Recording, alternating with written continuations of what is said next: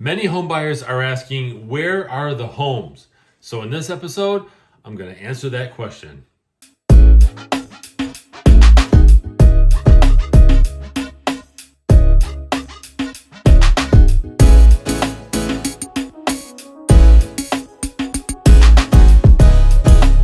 Welcome everyone to this episode of the Ask Jason Gelios Show. I'm Jason Gelios, Michigan Realtor. Really appreciate all of you tuning into this episode.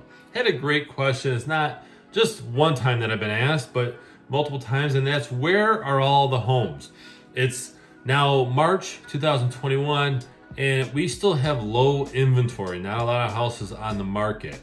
I do see a slight increase as we're getting warmer weather here in Michigan, but we're getting closer to spring, and so people are asking, where are all the homes? Now, before we dive into this topic and I answer this question, if you can go and follow me on social media, or at least make a note after this episode to follow me on social media if you're not doing that already. Hey, if you're watching this on YouTube, hit subscribe and hit that bell so you don't miss out on future episodes. And be sure to visit my website. It's allabouttherealestate.com. There's a pop-up where you can enter in your information to receive this video, or rather these episodes, in your email once a week. So I really appreciate you guys doing that. Now, where are all the homes, right? I want to share with you some things as to why we have low housing inventory. Now, one of the biggest things, it may seem obvious, is that we still have record low interest rates. At the time that I'm recording this episode, a 30-year fix is running about 2.85, depending on credit and qualifications and down payments and things like that. But the national average, according to Bankrate.com, is actually 2.85%. Now, that's why there's low inventory, because there's a lot of people trying to take advantage of this rate.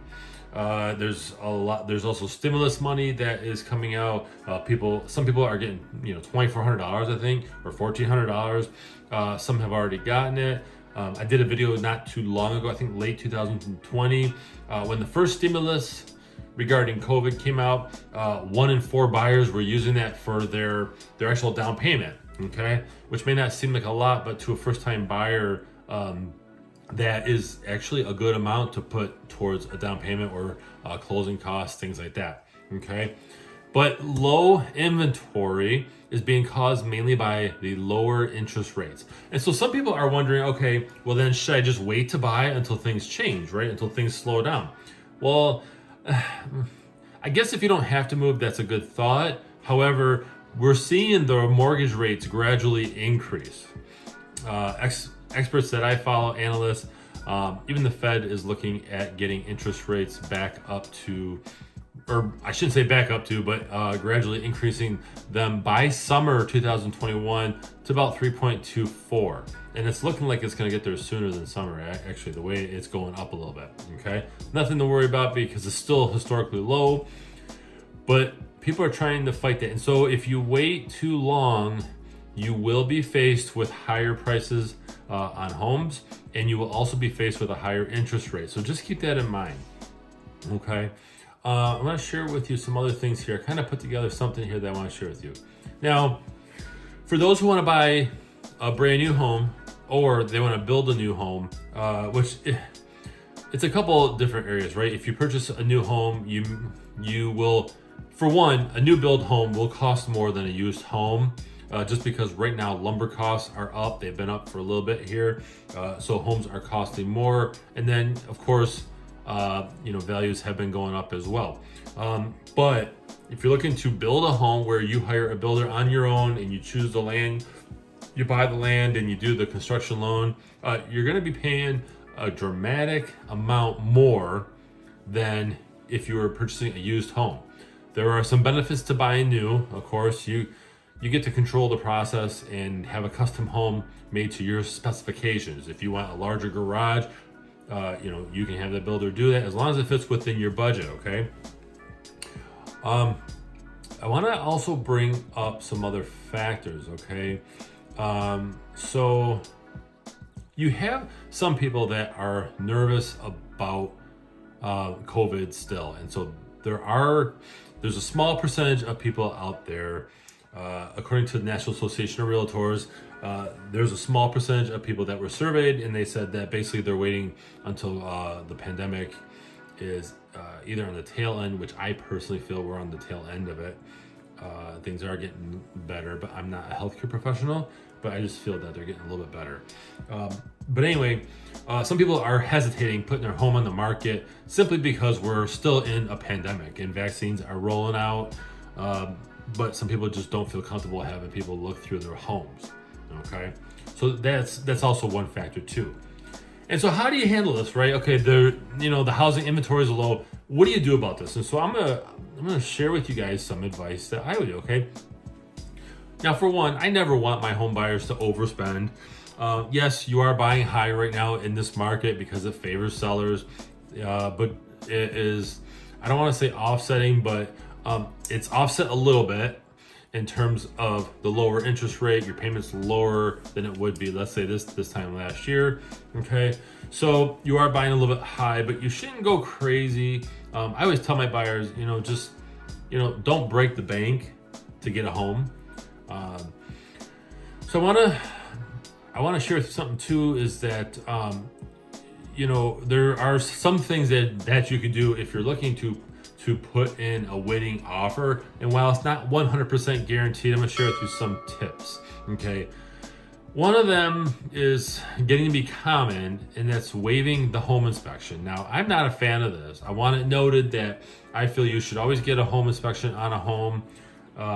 And obviously appraisal, if you're getting financing, that's a must, unless they waive it. Sometimes they do waive it if you're putting a lot of money down, but each case is different.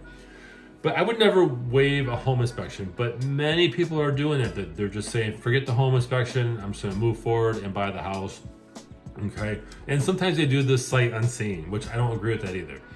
You could also do an escalation clause. And this is, if you've ever been on auction sites like eBay or whatnot, right, where you can do automatic bidding against somebody up to a certain amount. Like you can say, okay, increase up to, 50 cents if someone else bids. Escalation clauses do that for a home. So you put in your offer at 150 and you say, hey, listen, if you get another offer, and then, ours will go up to X amount. That can save time. That can show that you're serious.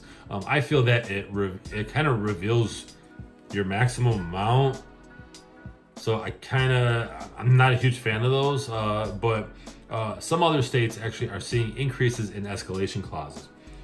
Another one, this is actually, you should be doing this anyway, especially in a seller's market, is with your offer, put a larger earnest money deposit down, and that's your skin in the game, right? You could have two offers, and let's say they're both, 150 grand, right, for the home, and one has $1,000 earnest money deposit, okay? It's like a good faith deposit. And the other one has a $3,000, well, chances are, unless there's other terms that affect it, they're gonna probably go towards that one. So you wanna just, put as much as you can down for an earnest money deposit, as long as you know that it's a risk if you pull out of the deal for no good reason. Another contingency that can be waived, and I've actually seen this recently, if the appraisal comes in low, you can have it where you don't ask for a lower price if the appraisal comes in.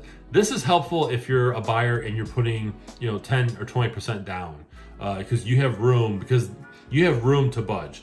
So for example, if you're trying to buy a place, you're the buyer, and you're trying to buy a place, and you offered 170, and let's say you got the appraisal back from the lender, and they said, well, it's worth 155. Well, you can still, out of your down payment money, just cover that amount, and the lender doesn't really care because they're only financing what it's worth.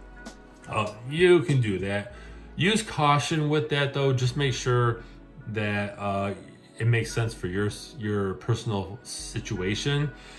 If you're gonna be in the home for a long time, then yeah, that makes sense. If you're being a short time, then I wouldn't do that. And of course, if you can make a cash offer, great. Some people with a cash offer, they make the mistake of, and I know some real estate investors won't agree with this, but they make the mistake of coming in too low. They come in low ball because they think, well, I'm a cash offer, I can close.